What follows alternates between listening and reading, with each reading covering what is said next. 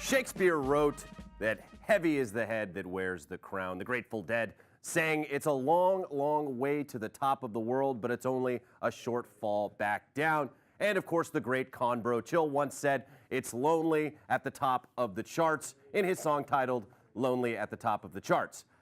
Those words have never been truer than this season in college lacrosse. We are 3 weeks into the rankings this year, and we've seen 6 number 1 teams bite the dust. On the women's side, the defending champs, the UNC Tar Heels, saw a 20-game win streak come to an end as they dropped from the number 1 spot. In the MCLA, you know I got to bring them into this. The defending champion Chapman Panthers saw a nearly 2-year unbeaten streak come to an end, and the Week 2 number 1 team, Cal Poly, lost just 4 days into their run at number 1.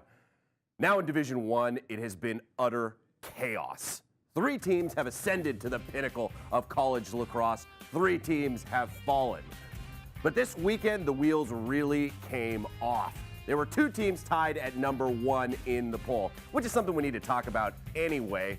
Why not just have everyone ranked number 1 and hand out participation trophies on Memorial Day? But I digress.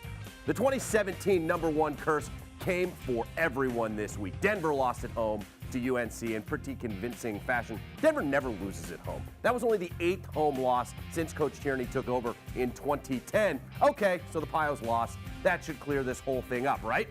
Not so fast. Maryland averaging 15.5 goals per game coming into the weekend. They had scored 10 plus in 15 straight contests and have one of the best attack units in all of lacrosse, with also one of the best nicknames, Lax DMC, and they somehow managed to score only 4 goals in a loss to Notre Dame.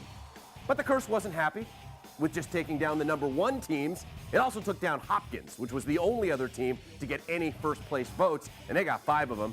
Out behind the old woodshed against Princeton, they took the worst loss in the history of that series, which is 100 years old. Basically, you shouldn't even want to vote for number 1 right now, and I love it.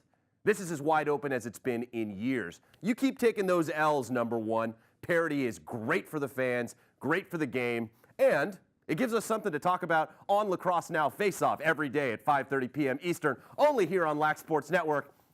#shameless plug.